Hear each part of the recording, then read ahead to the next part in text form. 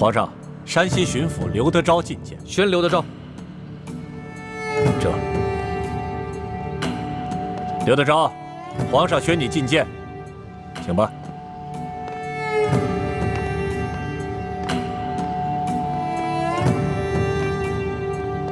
刘德昭，还不赶快跪下拜见皇上？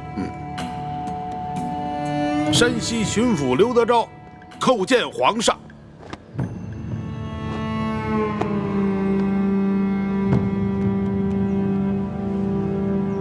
吾皇万岁万岁万万岁！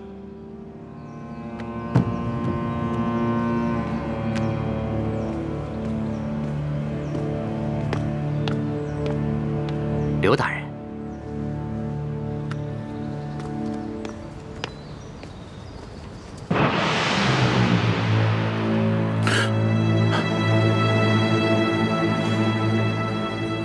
皇上，这些都是龙三弹劾臣的罪状，都是他无中生有，所罗织的罪名无中生有啊！刘德昭，钦差大人与你无冤无仇，为何要无中生有罗织罪名来诬告你？回皇上的话，这龙三向臣索贿不成，所以怀恨在心。他暗中勾结牛角寨上的悍匪，盗抢我府库的官银，还有这龙三，他私刻玉玺，伪造密旨，干涉我山西地方政务。皇上，这一桩桩一件件，臣据查实。皇上，请皇上明察。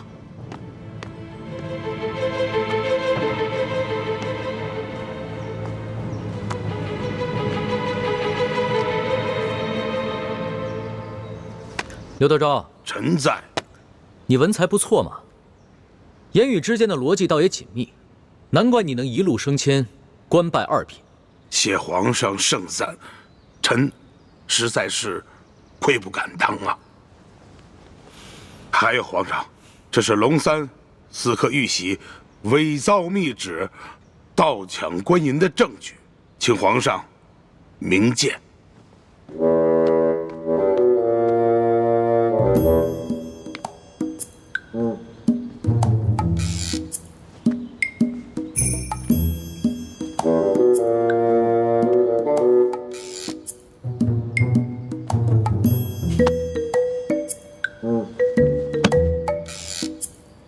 没错，这个玉玺和密旨都是假的。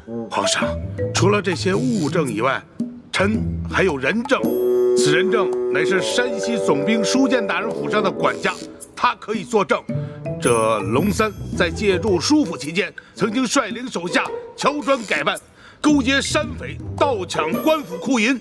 如果皇上想亲自预审此案的话，可召此人进宫质询，此案可立百于天下。不必了，这儿有3个人证，个个都比你那个书府的管家重要。他们每一个都能证明这龙三假传圣旨，伪造玉玺，乔装改扮盗抢官银，甚至还谋害朝廷命官，杀了你手下一员姓杨的参将。吾皇圣明啊！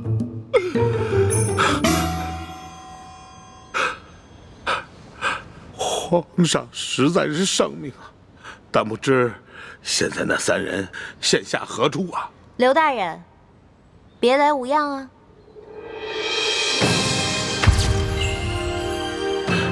皇上，此女子乃是龙三的贴身丫鬟呀。刘德昭，我也是证人之一，你可还记得我？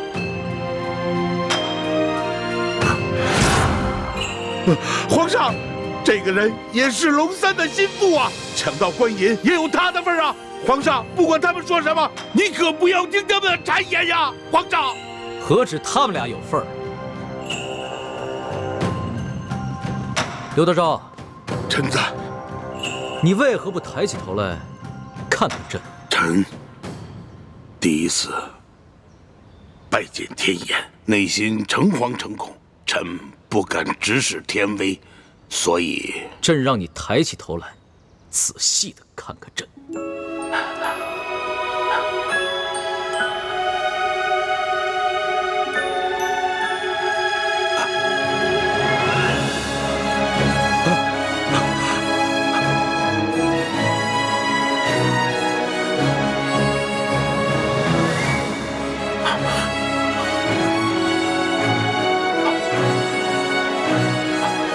皇上，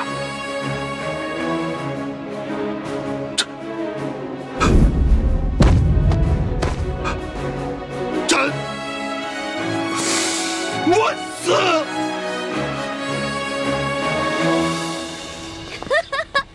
真的，特别好笑，太好笑了。是说不啊？后来呢？后来那个刘德昭又怎么样了？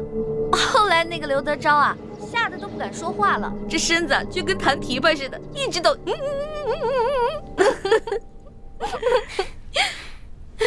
还真是有趣。真可惜，我没能当场看看他的丑态。哎呀，你还好没到现场去看他那个丑态，你都不知道当时啊一股恶臭。结果你猜怎么着？吓得那厮尿裤子了！哎呦，臭的我呀！龙小弟赶紧叫人把他给拖走了。真是没想到，那个刘德昭当初在山西作威作福不可一世，原来这么脓包啊！可不嘛，你都不知道，被拖出去的时候，那厮吓得都不敢说话了，那眼睛是往上翻的，然后吐着白沫，就这样，基本就这样的。这永乐斋这么热闹啊！皇上吉祥，皇上吉祥。臣参见皇上。哎，不必多礼。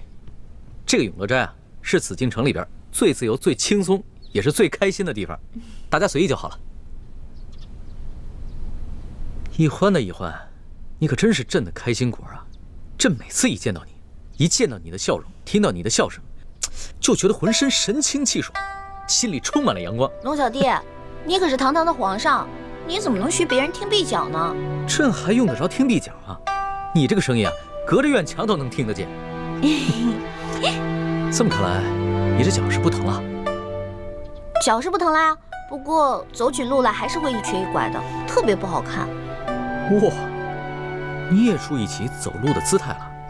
你以前走路的时候，那可是风风火火、连蹦带跳，没一个样子的。哪有？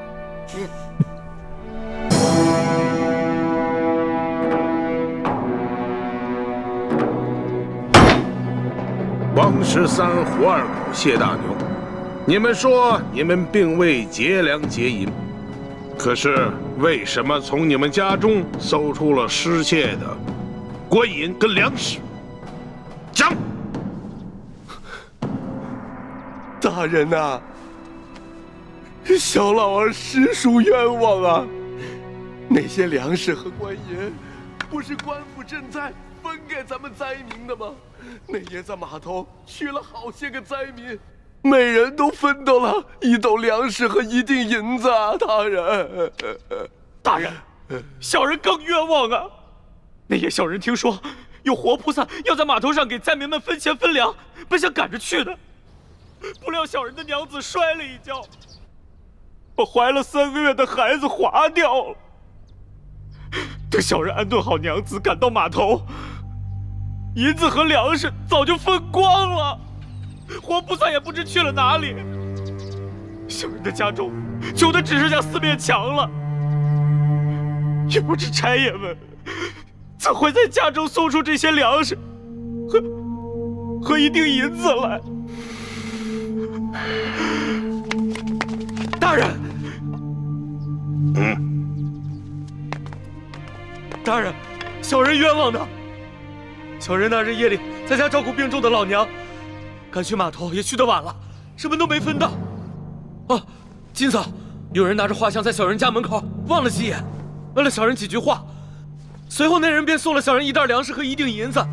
小人正感激不尽，赶紧去给我那快饿死的老娘熬粥，谁想到还没等到粥熟呢，这时就来了几个捕快大人，硬说小人是盗抢官粮官银的贼啊！大人，小人实在是冤枉。我算看出来了，他们是拿着画像对比，看谁长得像就抓起来栽赃。小人冤枉，大人！大人要明察呀！大人明察！大胆的刁民，你们竟敢诬陷本府的公差！来啊，传证人！带证人。这架势我看着都害怕，何况寻常老百姓呢？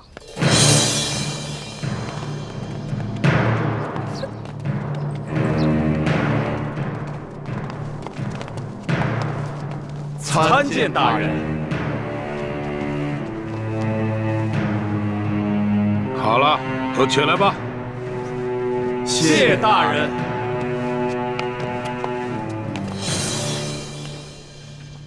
主子，他们脸上那些墨汁啊，是我之前加过药的。要是想洗掉的话，除非搓掉一层脸皮，不然的话1个月都别想洗掉。这些梁上丝毫没有吸取教训，脸上的字还在，却又在陷害无辜百姓了。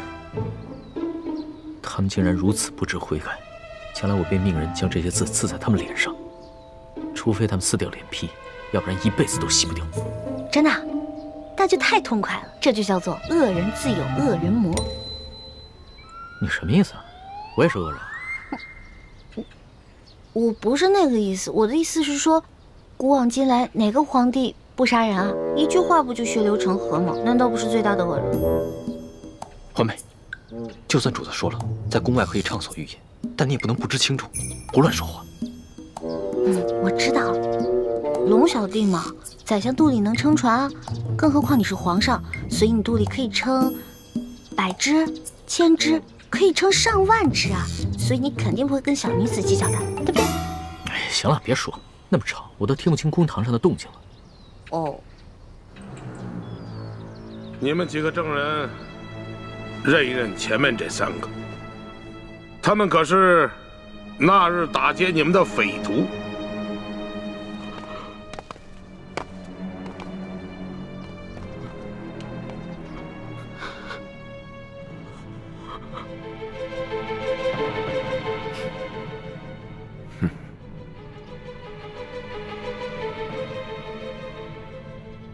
没错，大人，就是他们。好，你们先下去吧。是。大人冤枉！大人冤枉！大人冤枉！大人冤枉！大人！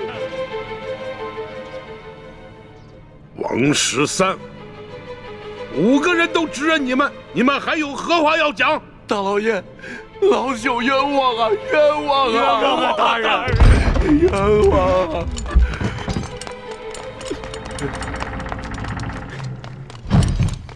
大人，这是我等从那3人家中搜出的迷药。这些迷药和迷刀府中守卫的那些完全一样。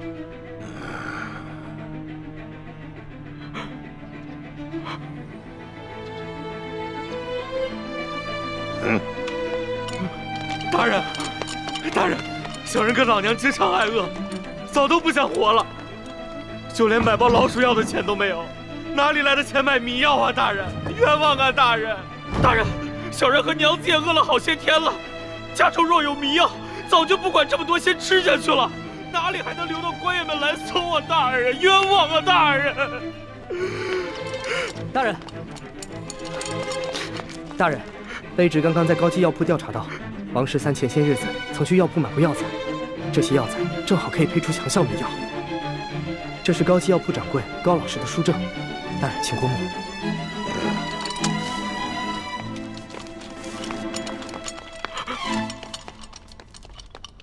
哎呀，谢大牛、胡二狗，你2人没钱买迷药，那这药一定是王13配好后送给你2人的，对吧？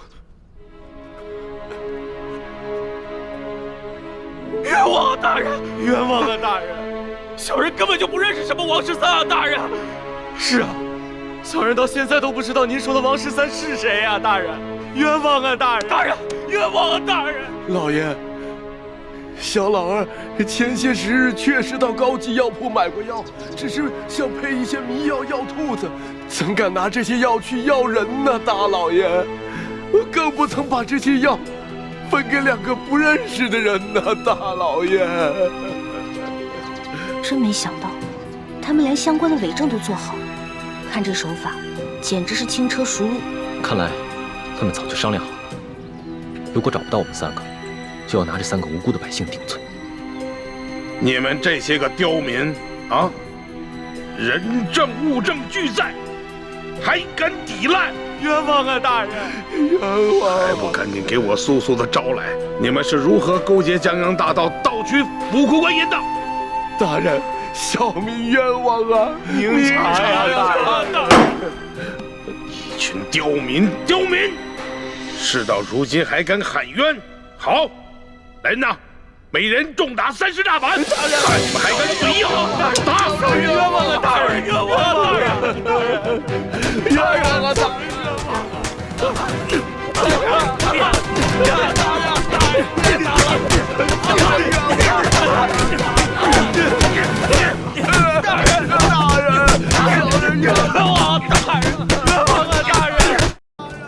看来刘德昭是铁了心要将这3个百姓屈打成招了。主子，我实在看不下去了，我必须要阻止他们。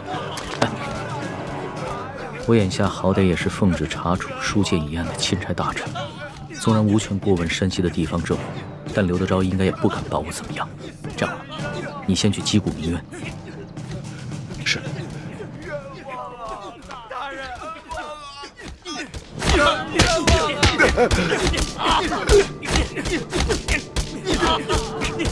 大人！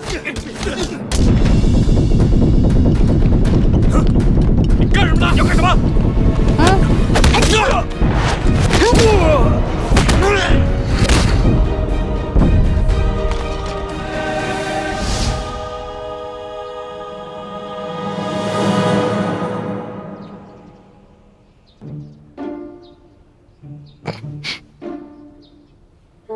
龙小弟，武功长进了吗？那是，跟了老大这么久，总得学点本事不是？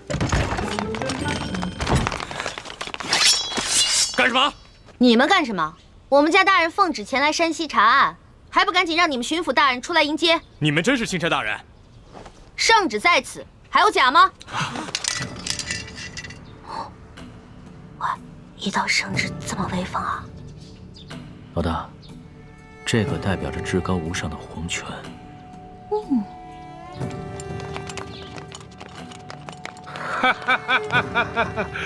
龙大人，刘德昭恭迎钦差大人。早就听说龙大人到了舒大人的府上，本该前去拜会，只是公务繁忙，实在是走不开呀。早有耳闻啊，这山西旱情严重，刘大人一边忙着赈灾，一边忙着缉捕盗匪，确实是忙得很呐。龙大人此次来奉旨调查舒大人遇刺一案，不知办得怎么样了？今日龙大人来，可是想让本府助你一臂之力？确实是需要巡抚大人相助之处啊。本府定当全力配合。哎，不过龙大人，你也看到了，本府现在正在审理一起盗匪之案。不如这样，龙大人先暂时去我的后堂歇息，待本府办完此案之后，再到后堂听龙大人通报舒总兵遇刺一案的案情如何？刘大人，这3天前夜里发生的重大盗匪案，没想到今日就抓到了匪徒，刘大人的办案效率实在是让我钦佩。刘大人，不知本钦差是否可以在此旁观刘大人审案呢？龙大人呐，你不过是奉旨来查办舒总兵遇刺一案的，这盗匪之案呢，与舒案呐，没有任何之相关联。哎呀，若是要旁听的话，不太合适吧？刘大人，本钦差只是旁观而已，绝不干扰刘大人办案。再说了，等本钦差回了宫以后啊，这皇上问起在山西的见闻，我也好将刘大人的这高效办案的美名上达天听啊！哎呀，龙大人若是执意要旁听的话，那就堂上请。哎，请，请。刘大人，这3个就是劫银劫粮的盗匪吗？不错，现下人证物证俱在，可是他们抵死不招。大人，老朽实属冤枉啊！大人，刘大人，不知有何人证物证，可否给本钦差瞧瞧？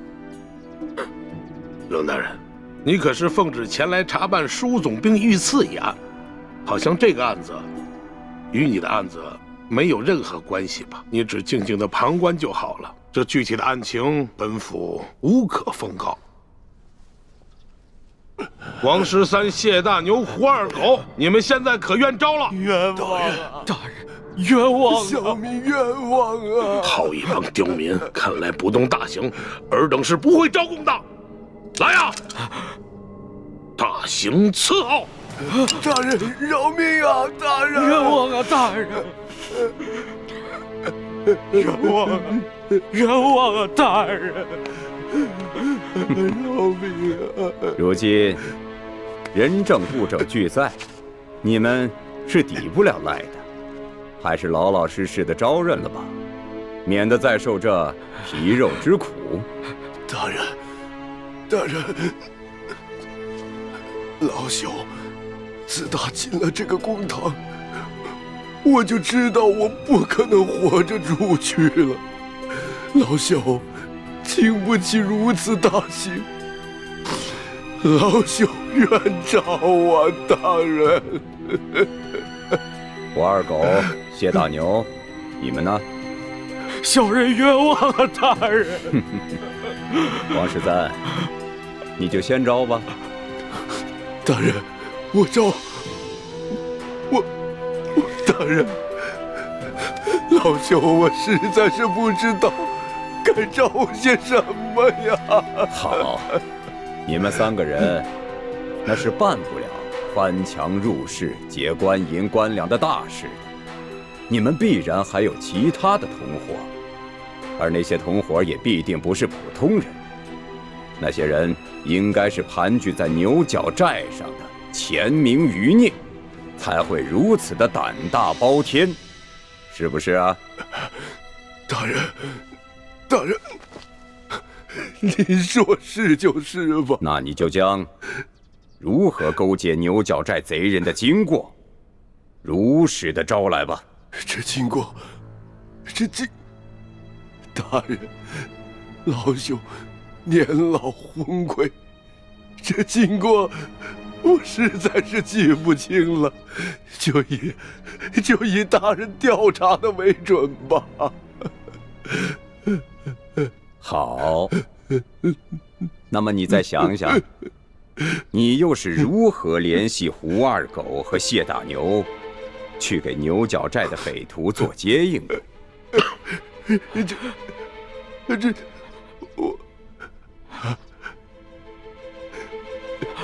这位老伯，你我素不相识，你要认罪是你的事，可不能胡乱拍咬我们呢。前日我家娘子刚刚流产，还等着我回去照顾她呢。这位老伯伯，我家里还有瞎了眼的老娘等我回去照顾，这盗抢官粮官银可是死罪啊！大人，老朽无儿无女无家产，我死不足惜。可是我与这2位小兄弟素不相识，你要让我胡乱指证，小老儿我心里实在是不安呐。看样子你还是没想明白呀。来人呐，在，让他清醒清醒。大人，老朽冤招啊！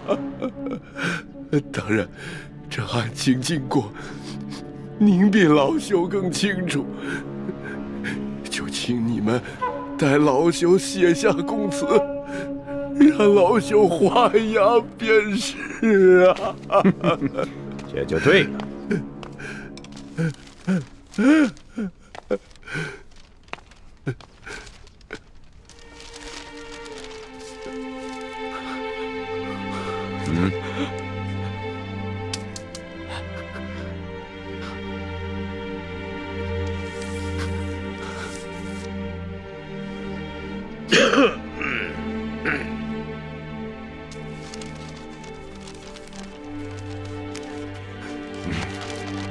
来人呐，在，把王13押下去。是。大老爷，走，你们官逼民反呐！胡二狗、谢大牛、王13都已经招了，你们还要顽抗吗？罢了，胳膊拧不过大腿，被砍头也比这么活着受折磨的好，反正都是个死。小人愿招。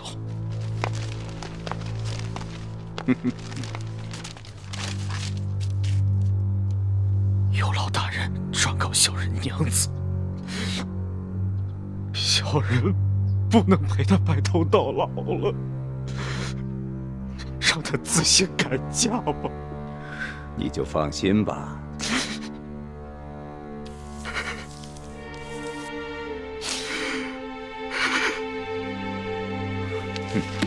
来人，在，把胡二狗带下去。是。走。哎呀，谢大牛，就剩下你一个人了，怎么着啊？你们这些狗官，简直丧尽天良！就算你们有本事瞒得过朝廷，瞒得过皇上，你们也瞒不过老天爷！住口！来人，走，把他的嘴给我塞上。是。慢着，贼什么嘴呀？他不是愿意骂吗？你让他骂。谢大牛，我告诉你，皇上远在紫禁城里，你就是把喉咙骂破了，皇上也听不见。现在呢，我就给你一次机会，你是直接画押呢，还是领教我这堂上诸般的刑法之后再画押呢？狗官，你不得好死！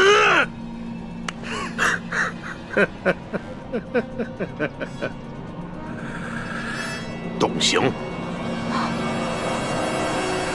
慢着，不能动刑。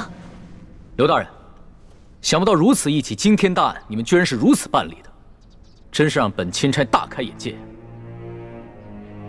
龙大人，有些事情你是不知道的。此地民风向来是彪悍奸诈，这几个人装出一副可怜的模样，不过是想博取龙南的同情罢了。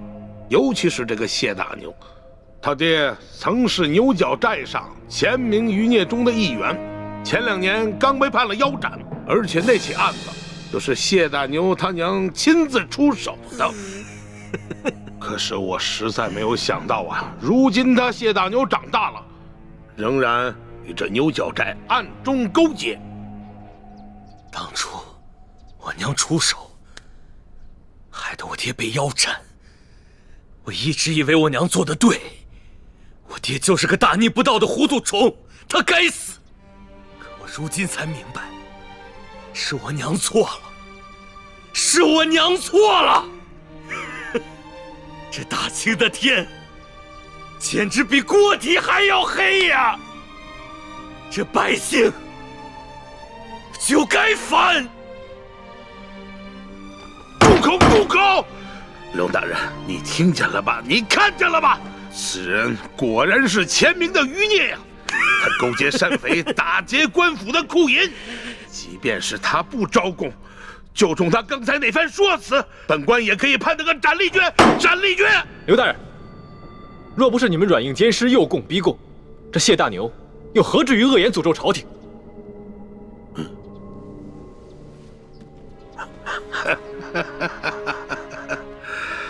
龙大人啊，这2位，一个是您的贴身丫鬟，一个呢是您的贴身护卫，算起来也是您的奴才。可是你今天看看，他们2个竟然敢在公堂之上对本府出言不逊。龙大人，你平时对你的手下是不是未免太放纵了一些啊？刘大人，这公堂之上虽应分尊卑，但更应该论国法。你这个审案的手段，的确让人无法苟同啊！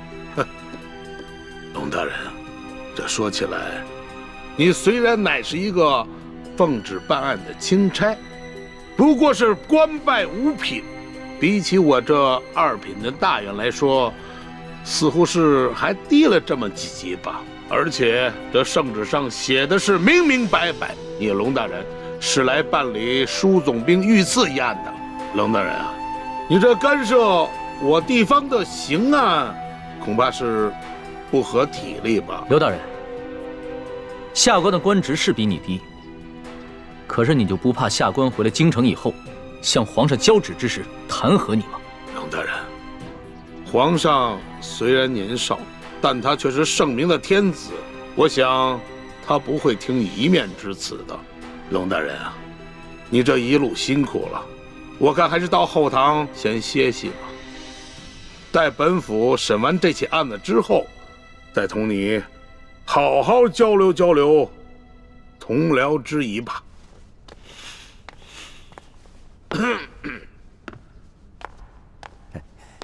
龙大人，请随下官到后堂歇息吧。慢着，你们可知我乃是？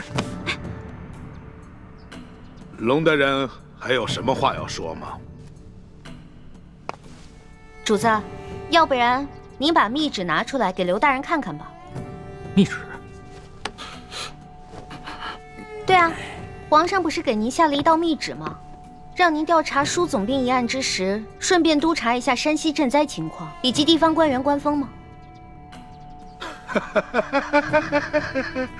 哎呀，龙大人啊，实在没有想到啊，龙大人身上还有皇上的密旨啊！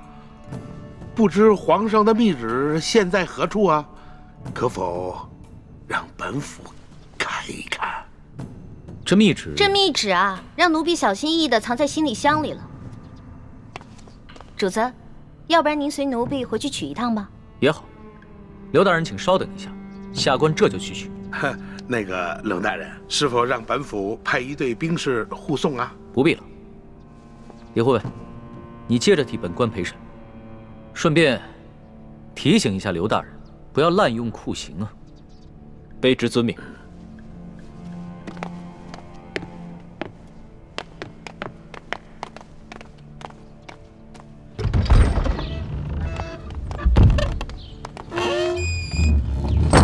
老大，现在怎么办？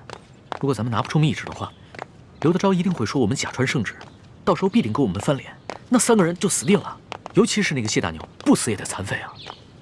哎，事到如今，只能造一封假的密旨喽。伪造密旨？这个刘德昭身为山西巡抚，又加兵部侍郎衔，乃2品大员。即使他不知道你长什么样，你的字他总归认识吧？老大，你疯了吧？这是我首次微服私访，毫无经验。我没有带上玉玺，也没有带上书写圣旨的龙文黄卷啊。万事都有变通的嘛，龙小弟。这个密旨肯定不能正式的写在龙文黄卷上啊。我们把宫里御用的花笺，加上你的御笔亲书，还有玉玺印鉴拿出来给他看，肯定能唬住他了。不是，可问题就在于没有玉玺啊。我可以帮你搞定啊，我照着你圣旨上的玺印刻一个不就得了？你还会刻章啊？那当然了。老大，我18般武艺样样精通，医药赌蛊、机关杂耍、金石篆刻都不在话下。走吧。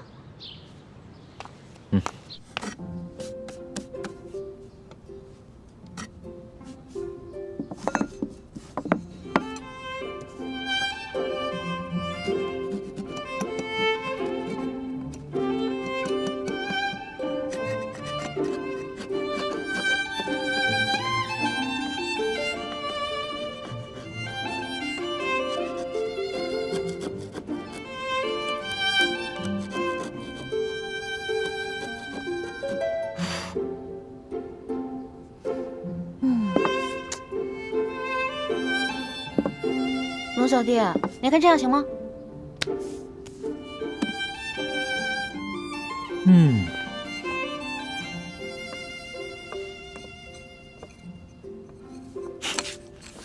老大，你这个篆刻的功夫果然和你的武功一样，不能深究啊。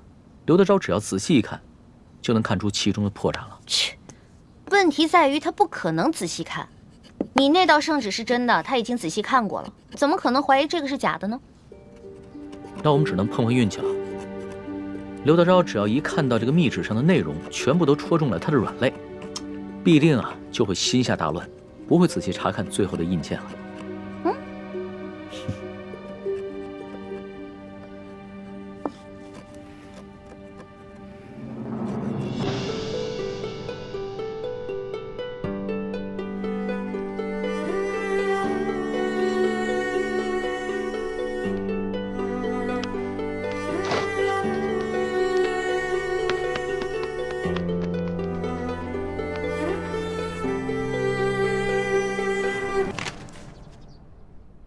李护卫，不知你家大人和令妹何时会回来呀？啊，我家大人回去以后还需要沐浴更衣，就麻烦刘大人和诸位大人要不先把这谢大牛押下去，等我家大人回来了再审。来啊，在，将这谢大牛先押下去。是。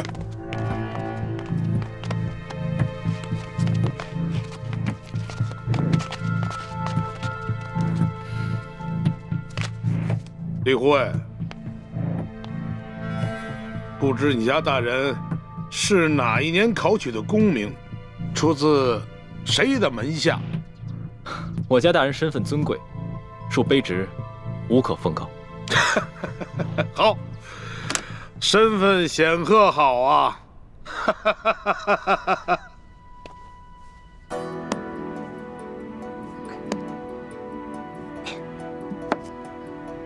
哇，大功告成！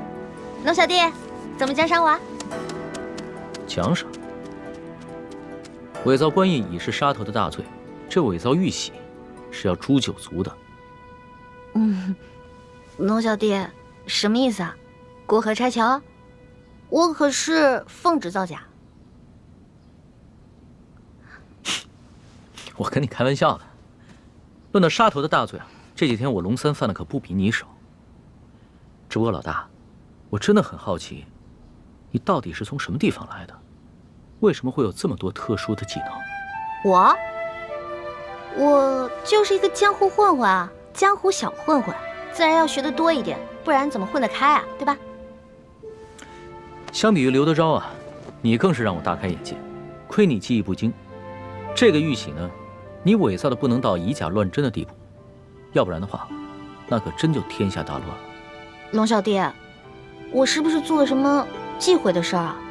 从此在你心里就记了我一笔了？没事儿，这要是别人呢，伪造玉玺，不管出于什么原因，我都不会轻饶了他。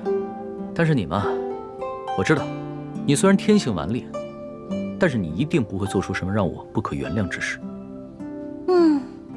虽然你嘴上这么说，但是我知道，在你心里已经对我有防备了。早知道我就不出这个馊主意了。另外想办法救那3个百姓啊。反正呢，我已经打定了主意，这次回宫以后，就一辈子把你拴在我身边。这样的话，你就不会犯下什么连我都保不住你的重罪了。我才不要在那个像金笼子一样的紫禁城里坐牢呢。君无戏言，记住我刚才说的话。可是你现在已经不是皇上啦，你是我的龙小弟啊。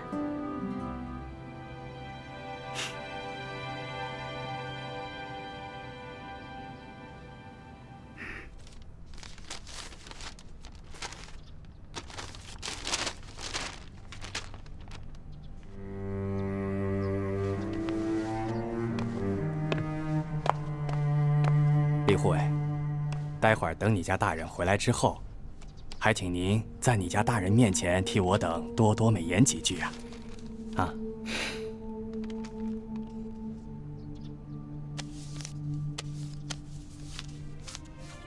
好说，好说。多谢。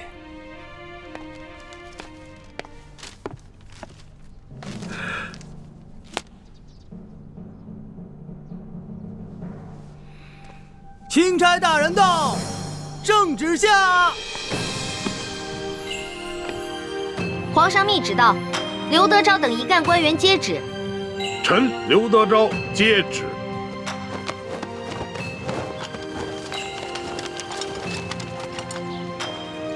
奉天承运，皇帝诏曰：着龙三为钦差大臣，在查办舒总兵遇刺案之时，监督查访山西赈灾之详情，以及地方官员之官风政绩，如实禀报，不得有误。吾皇万岁万岁万万岁！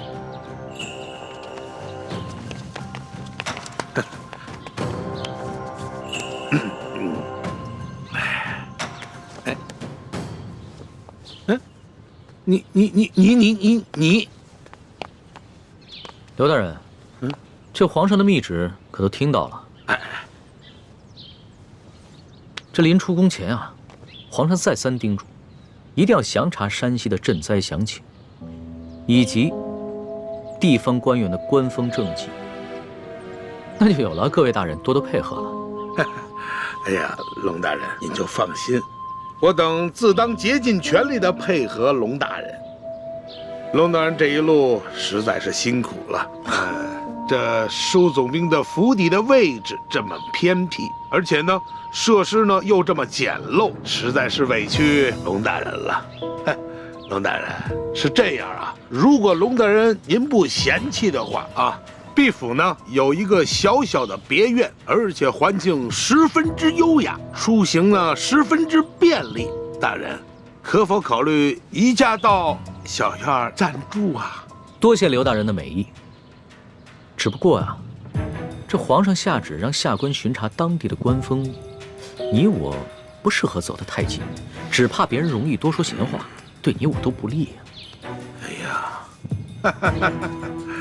哎呀，龙大人，你看你啊，自京城远道而来，那是翻山越岭啊，太辛苦龙大人了。你看啊，你既然到了这里，那怎么着也得让我们这些地方的同僚尽一尽地主之谊吧。主子，咱们这几天在舒府，天天粗茶淡饭，嘴里都淡出鸟来了，不如就看看这刘大人有什么好东西招待我们。鸟的，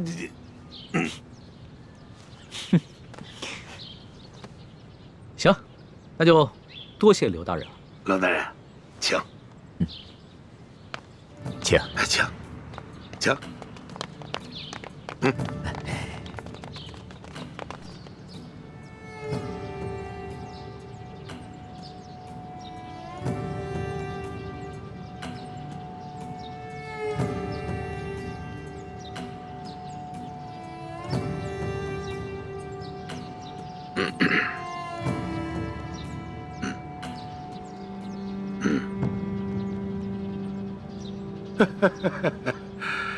哎呀，龙大人啊，能够来此与我们这帮地方同僚小叙，实乃是我等荣幸之至啊！龙大人啊，咱们就别干看着了啊！这些呢，都是毕府的小厨做的一些家常小菜，不知可否合龙大人的胃口？来，龙大人尝尝，尝一尝。刘大人，哎，你这一桌佳肴，不见寻常的鸡鸭鱼肉，全是些难得的山珍海味。刘大人啊，你这家常小菜可比皇上御膳的规格还要高啊！龙大人说笑了啊，这是夸奖我啊。是这样，有菜不能没酒啊。来，龙大人，尝一尝，这可是啊，来，自西域而来的葡萄酒，冰镇之后口感更佳。来，尝一尝。来，二位你们也随意。外面赤日炎炎，焦土千里，没想到刘大人府上还有这冰镇的葡萄美酒啊！不怕龙大人笑话，本府呢体胖怕热，故而呢在这家中多挖了几口冰窖，每到隆冬之时呢，就会大量的取下兵卦，以度炎夏。刘大人，会享福。此次山西等省大旱，这皇上啊，在紫禁城里是食不下咽，寝不安枕，麻衣素食1个月之久，还赐龙血抄佛经，这才求得一场甘霖。看来这做天子的，真是不如这做臣子的逍遥自在啊。哎呀，龙大人，此话严重了啊！来，哎，吃菜，来吃菜啊！大人请。刘大人，不必忙活了。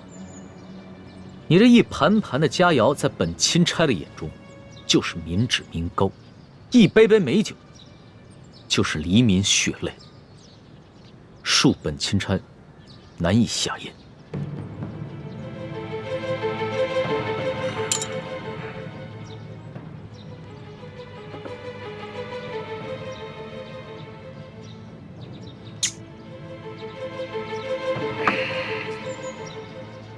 龙大人果然是忧国忧民呐，让我等十分惭愧啊。你有什么话，不妨直说，我等洗耳恭听。刘大人，咱们也不必拐弯抹角了。你我已算是心照不宣，我只要求刘大人做好3件事情。不知哪3件？第一，放了王13等人，还有那日你在你小舅子员外抓捕的那些灾民，全部无罪释放，并加以赔偿。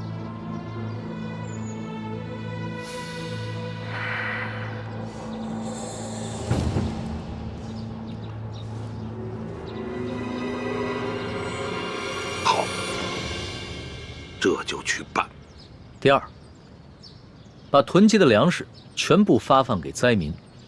把那些借机哄抬粮价、大发国难财的奸商全部都抓起来，严惩不贷。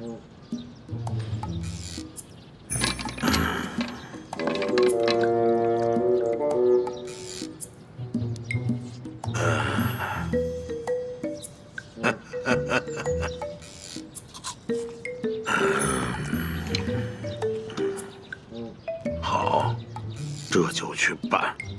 第三，交出赈灾银两的账目，并打开银库，让本钦差一一核查清楚。若有短缺，你等自行想办法补上。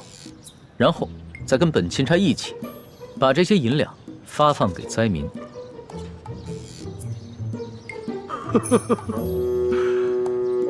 二位没觉得这个天儿格外的闷热吗？是啊，热得很。好啊，我这就调集人马，即刻就办。刘大人啊，你可不要敷衍本钦差啊！你们应该都清楚，眼下能否办好这3件事情，不仅关系到数十万灾民的生死，更关系到你等一干地方官员的前途和性命。本府明白。行，那本钦差就告辞了。宋大人，不必了。诸位大人，留在这儿，继续享用这些美酒佳肴吧，别浪费了。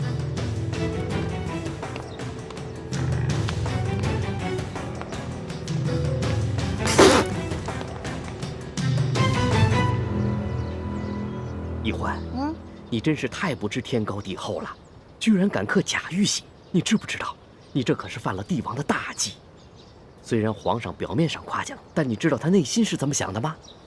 我知道啊，我当时说完就感觉到了，他心里肯定不开心了。可是现在反悔也没办法了呀。叔父，易欢也是救人心切，他一向心性单纯，不明白帝王的复杂心思，现在埋怨他也没用了。本来就是啊，我以为我在帮他解围，而且是他让我刻的，谁知道会这样。朱哥哥，我是不是又办傻事了？是有点傻，但是我不怪你。我们本来就跟康熙势不两立，翻脸也是早晚的事情。好在眼下他跟我们还算是同一条船上的人，就算是对我们起了防备之心，也只能暂时和我们维持眼下的关系。你不必过于自责。从小到大你都这么包容我。哎，你呀，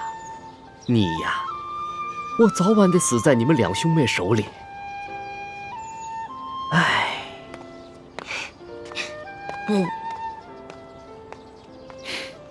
死在你手里。你呀。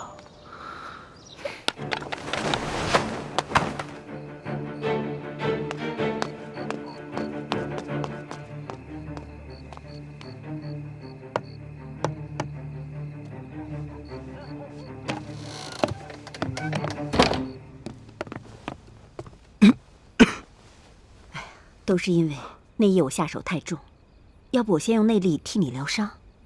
多谢前辈，不必了。刘德昭一直怀疑他身边有了奸细，只是还没有怀疑到我身上，所以我不能耽搁太久。是不是刘德昭他们又有新举动了？今天钦差大人直接来了府衙，还亮出了皇上的密旨，把刘德昭他们吓了个半死。钦差大人走后，刘德昭便召集了他那几个心腹的官员和府上，一起商量对策。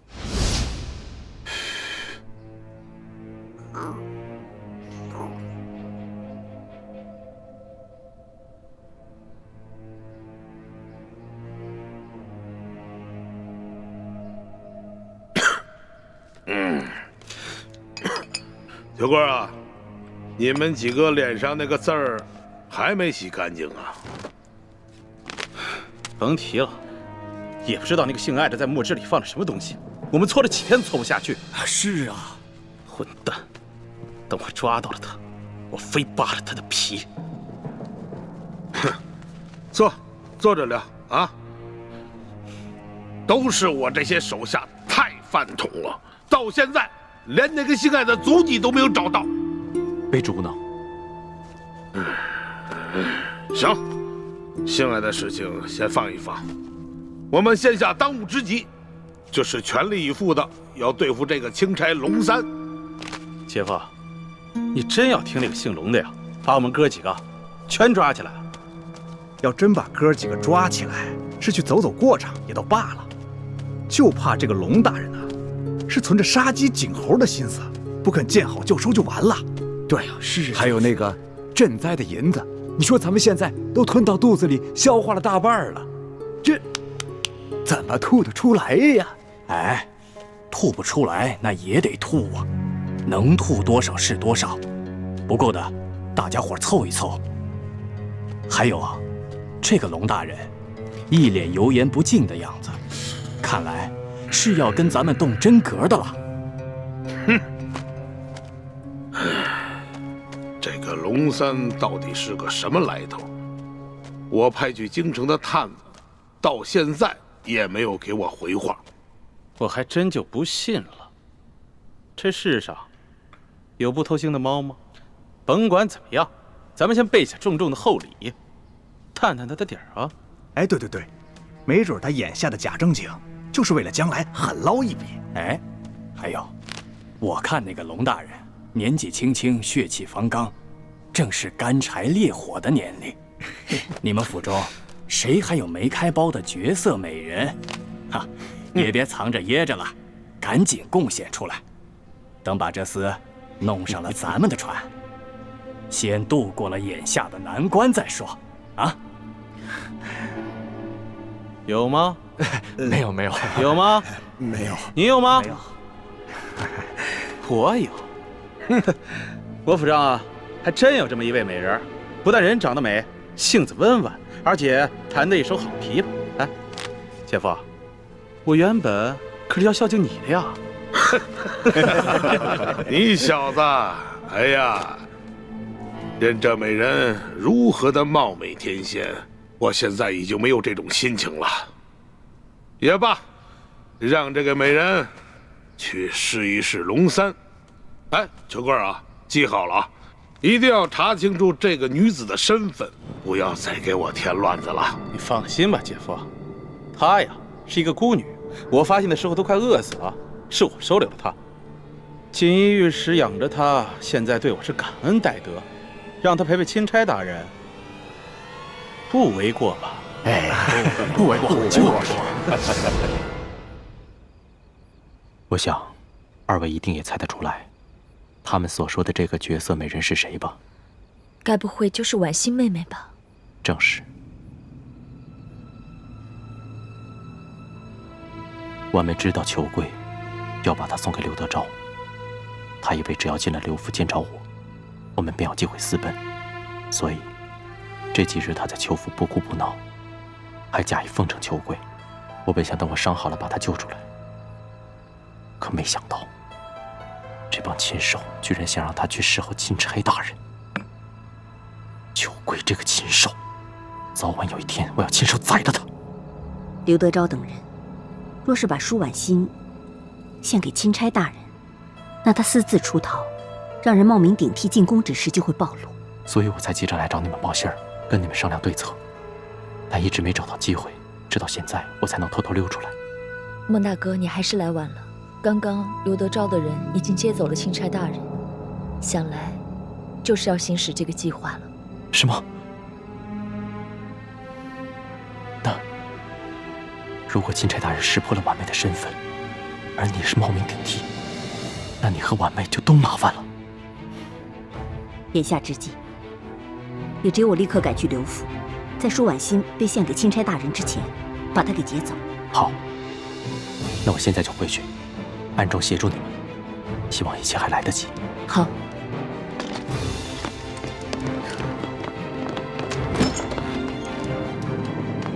我走了。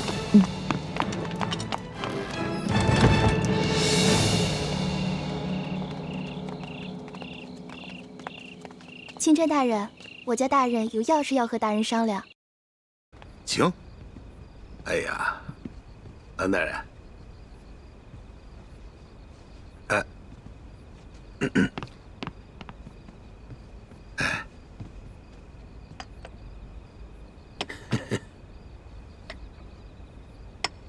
赶紧赶紧。是。蓝大人，来，坐。坐坐坐。刘大人，你这私人府邸用度之奢华，丝毫不逊于皇宫啊！龙大人实在是过奖了。这么晚把龙大人请过来，没有什么别的意思，就是想咱们聊一聊私房话，交一交朋友啊。哈哈哈哈。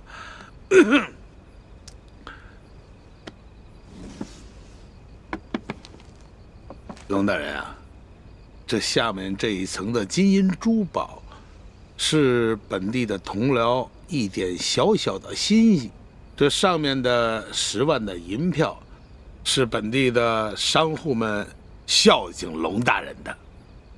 一点点小意思，还请龙大人能够笑纳。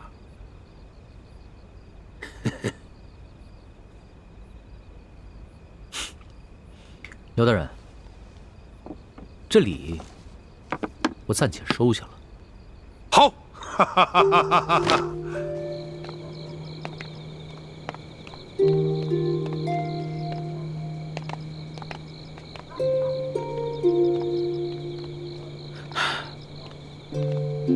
万姑娘，等一下见了钦差大人，你可要好生服侍啊。是，裘老板。要是没有裘老板，小女子早就饿得没命了。小女子一定知恩图报。好啊，走吧。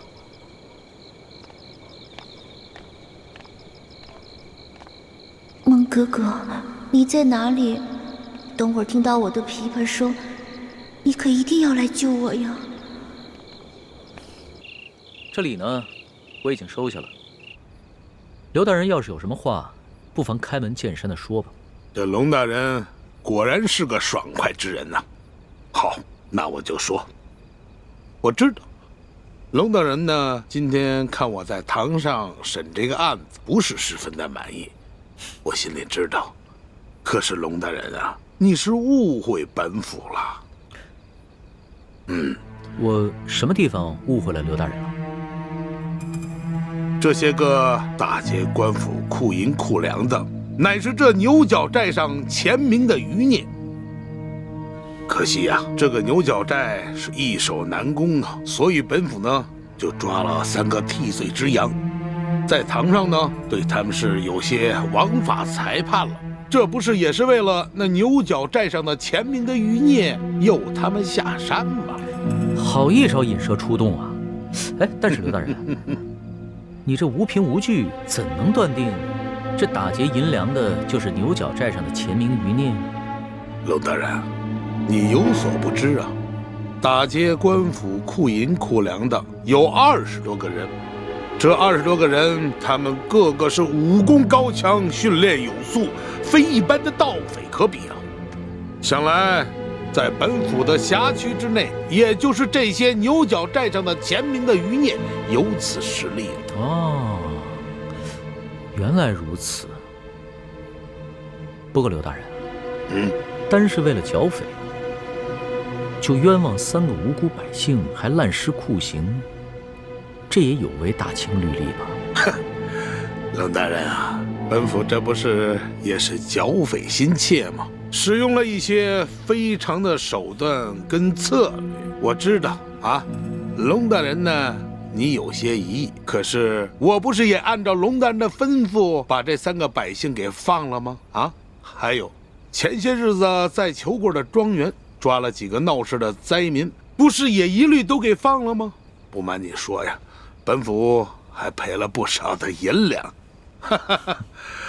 龙大人啊，这样说来，您所交派本府的第1件事儿，算是办妥了吧？那另外2件呢？这第2件嘛，粮食可以放，但是不能发放过多。多少呢？咱们就意思意思，能够让龙大人回去交差就可以了。至于那几个粮商嘛，他们一个个的跟本地的官员那是有着盘根错节的关系。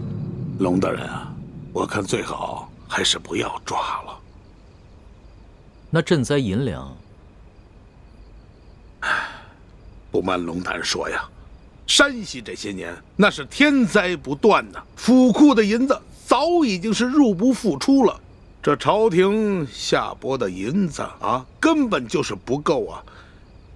有一点银子呢，也就填了往年的亏空了啊。就比如说吧，如果说按照朝廷的规定，每一个灾民发2两银子，每隔10里打一口深井，我的龙大人，银子根本不够使。所以我说呀，龙大人，你看这样好不好啊？您呢，睁一只眼闭一只眼，咱们每个灾民给1两银子，每隔30里打一口深井，这样你我咱们都好交差了。